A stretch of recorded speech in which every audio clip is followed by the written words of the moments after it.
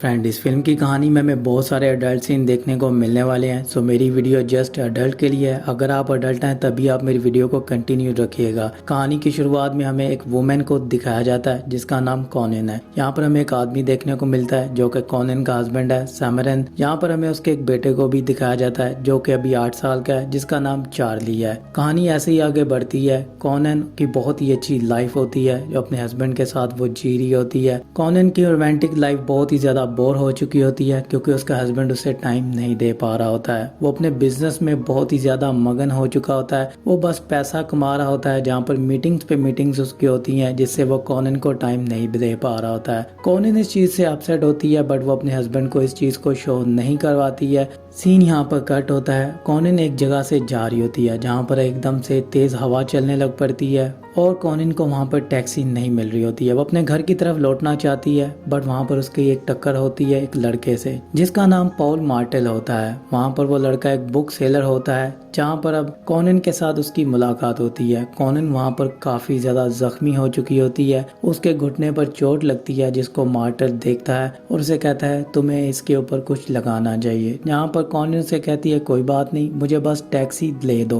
वहाँ पर मार्टेल से ऑफर करता है कि तुम्हें अंदर आना चाहिए, मेरी वजह से तुम्हें ये चोट लगी है। यहाँ पर अंदर आकर तुम इसके ऊपर मरहम पट्टी कर लो और मैं तुम्हारे लिए एक अच्छी कॉफी बना देता हूँ। अब वहाँ पर मार्टेल उसको इंसिस्ट करता है। कॉनिन अंदर चली जाती है क्योंकि बाहर बहुत ही ज्यादा तेज हवा चल रही होती है। कॉनिन अंदर जाते ही वहाँ पर वॉशरूम में जाती है जहाँ पर से वो अपने जख्मों पर मरहम पट्टी करती है और बाहर की तरफ आती है। मार्टर उसे कॉफी सर्व करता है। वहाँ पर वो मार्टर को कहती है क्या मैं कॉल कर सकती हूँ, मुझे अपने बेटे से बात करनी है जो कि अभी घर पर अकेला है, मैं उसे बता दूँ मैं थोड़ा लेट आऊंगी। वहाँ पर मार्टर से कहता है मेरा फोन तुम यूज कर सकती हो, तो लैंडलाइन पे कॉल करती है। वहाँ पर वो कॉल पर बात कर रही होती है तो मार्टर उसके जख्मों के ऊपर आकर बर्फ की टुकड़ियां रख देता है जिससे कॉनिन एकदम से चौंक जाती है। उसे बहुत ही अजीब लगता है बट मार्टेल वहाँ पर बहुत ही ज्यादा रोमांटिक अल्फाजों में उसे कहता है ये जस्ट एक आइज है। तो वहाँ पर कॉनिन चुप कर जाती है और वहाँ से जाने लगती है। मार्टेल से इंसिस्ट करता है एक बुक के लिए। वहाँ पर मार्टेल की वो बात मानती है और वहाँ पर उस बुक को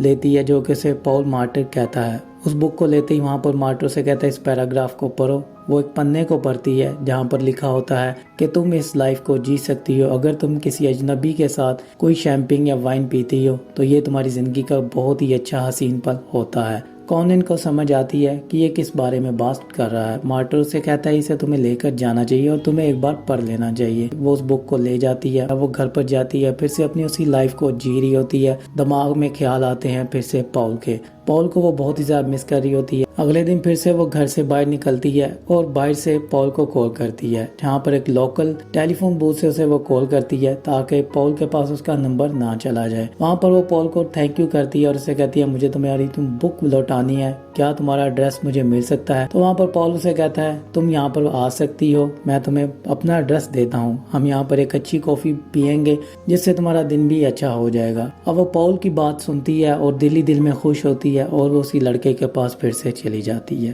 यहाँ पर उसके पास जाते ही वहाँ पर वो उसके साथ बातें करती है। वहाँ पर अब फिर से पॉल रोमांटिक अंदाज में उससे बातें करता है जो कि कॉनिन को बहुत ही अजीब लग रही होती है। कॉनिन वहाँ पर उसकी तरफ खींची चली जा रही होती है। वो अपने जज्बातों को रोक नहीं पा रही होती है जिसकी वजह से कॉनिन फिर से वहाँ से चली जाती है। वहाँ पर पॉल उसे कुछ भी नहीं कहता है। कॉनिन घर पर जाती है। फिर से हमें उसकी उसी लाइफ को देखते हैं जहाँ पर अपने हस्बैंड के लिए वो शॉपिंग भी करती है और वहाँ से वो फिर घर आती है। अपने हस्बैंड के साथ वो बातें करती है, उसके साथ डिनर करती है और हम अगले दिन फिर से देखते हैं अब कॉनिन दोबारा उसके घर पर खुद जाती है और उसके लिए एक बर्गर लेकर जाती है। उसे कहती है मैं तुम्हारे लिए खाना लाई हूँ। अब वहाँ पर पॉल ये देखकर बहुत ही ज्यादा खुश होता है। पॉल को समझ में आ जाता है कि यहाँ पर ये क्यों आई है। वहाँ पर पॉल ने एक म्यूजिक लगाया था जिस सॉन्ग के ऊपर वो एक दूसरे के साथ डांस कर रहे होते हैं और वहाँ पर पॉल रोमांटिक होना शुरू हो जाता है जिससे कॉनिन उसे कहती है मुझे यहाँ से जाना चाहिए, यहाँ पर ये सब कुछ ठीक नहीं हो रहा है, अब दोबारा मैं यहाँ पर नहीं आऊंगी। वहाँ पर कॉनिन ये बात कहकर बैठ जाती है बट वो अपना कोट भूल चुकी होती है जिसको लेने के लिए वो वापस आती है और यहाँ पर हम उन दोनों के बीच में रोमांस देख लेते हैं जो कि वो खूब एक दूसरे के साथ रोमांस करते हुए नजर आते हैं। सीन यहाँ पर कट होता है और अब कॉनिन को हम देखते हैं और ट्रेन के अंदर होती है और बीच बीच में हम उसके उन रोमांटिक सीन्स को देखते हैं जो कि फ्लैशबैक में हमें देखने को मिलते हैं। कॉनिन वहाँ पर वापस घर में जाती है। अब कॉनिन खुद को रोक नहीं पाती है। अब इन दोनों की जर्नी में हमें देखने को मिलता है। बार बार कॉनन उसके घर पर जाती है और उसके साथ हमें रोमांस करते हुए नजर आती है। वो उसके प्यार में, उसके नशे में इतना डूब चुकी होती है कि अपनी फैमिली को टाइम नहीं दे पा रही होती है। इसी बीच में हम देखते हैं कॉनन का हस्बैंड उसके साथ टाइम स्पेंड करना चाहता है, बट वो उसके साथ टाइम स्पेंड नहीं कर रही होती है। वो उससे काफी ज्यादा दूर हो चुकी होती है और अपने बच्चे से भी वो काफी ज्यादा दूर हो चुकी होती है। अब कॉनन का एक दिन ऐसा आता है जहाँ पर वो अपने बेटे को लेना भूल जाती है और काफी टाइम गुजरने के बाद वो जब अपने बेटे को लेने स्कूल जाती है तो वो बाई सीढ़ियों पर बैठा होता है। कॉनन को ये चीज बहुत ही ज्यादा बुरी लगती है क्योंकि इन सब में वो अपने बेटे को भूल चुकी होती है। अब कॉनन ये फैसला करती है कि अब ये सब कुछ खत्म हो जाएगा और वो इसे खत्म करना चाहती है। वो दोबारा पॉल के पास जाती है जहाँ पर लाइब्रेरी में देखती है वो किसी और के साथ रोमांस कर रहा है, जहाँ पर ये चीज देखकर कॉनन को बहुत ज्यादा गुस्सा आता है और उस लड़की को वो मारने की कोशिश करती है एक गर्लफ्रेंड की तरह।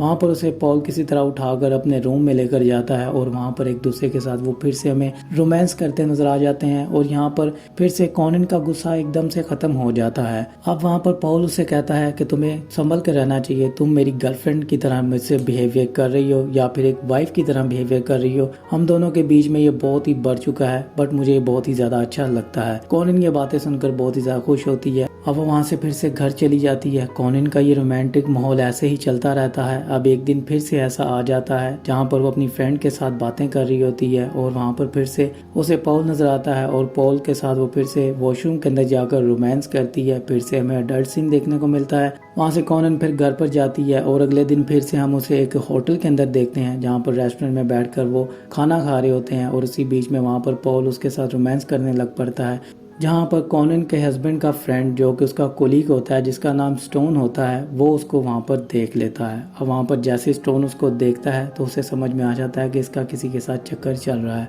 अब ये सब कुछ स्टोन अपने फ्रेंड को बताने लगता है, जहाँ पर वो उससे बात करता है और उसे बताता है कि तुम्हें अपनी फैमिली पे फोकस करना चाहिए, तुम्हें अपनी फैमिली के ऊपर नजर रखनी चाहिए, तुम्हारी वाइफ कहीं तुम्हारे हाथ से ना निकल जाए। वो उस लड़के के बारे में बताता है, वहाँ पर उसके बारे में सब कुछ बताकर वहाँ से वो चला जाता है। यहाँ पर सैमरन के दिमाग में बहुत सारी बातें चल रही होती हैं क्योंकि उसकी वाइफ उससे काफी दूर हो चुकी होती है। अब वो एक डिटेक्टिव को हायर करता है अपनी बीवी पे नजर रखने के लिए। डिटेक्टिव को हायर करने के बाद उसे पता चलता है, जहाँ पर डिटेक्टिव हर एक वो पिक्चर लेता है जहाँ जहाँ पर कॉनन जाती है पॉल के साथ, वहाँ पर अब पॉल के साथ उसकी पिक्चरें वो ले चुका होता है और वो जब सैमरन को दिखाता है, सैमरन ये सब कुछ देखकर बहुत ही ज्यादा हैरान होता है क्योंकि उसकी वाइफ उसे चीट कर रही होती है। अब सैमरन यहाँ पर कॉनन से बात नहीं करता है और वो सीधा पॉल के पास जाता है और पॉल से जाकर बात करने की कोशिश करता है। उसे उसकी एज पूछता है, जहाँ पर पॉल उसे कहता है तुम्हें इससे क्या लगे, तुम कौन हो। तो वहाँ पर वो अपना नाम बताता है और अपनी वाइफ के बारे में बताता है, जहाँ पर पॉल उसे अंदर बुलाता है और उसे कॉफी की ऑफर करता है, जहाँ पर सैमरन कहता है कि तुम्हें मुझे कुछ सवालों के जवाब देने होंगे। वहाँ पर अपनी वाइफ के बारे में पूछता है, जहाँ पर उसे साफ साफ लफ्जों में पॉल उसे सब कुछ बताता है कि उसने कहाँ कहाँ किधर किधर रोमांस किया है। ये सारी चीजें जब सैमरन सुनता है तो उसे बहुत ही ज्यादा गुस्सा आता है। उसके हाथ में एक गिफ्ट होता है जो कि उसने खुद अपनी वाइफ को दिया होता है, एक एनिवर्सरी गिफ्ट। वहाँ पर उस कपल गिफ्ट को पकड़कर वो उसके सर में मार देता है, जिससे पॉल के सर से बहुत ही ज्यादा खून आना शुरू हो जाता है और वहीं पर ही वो गिर जाता है। अब पॉल की वहाँ पर डेथ हो जाती है। सैमरन को कुछ भी समझ में नहीं आ रहा होता है कि वो क्या करे।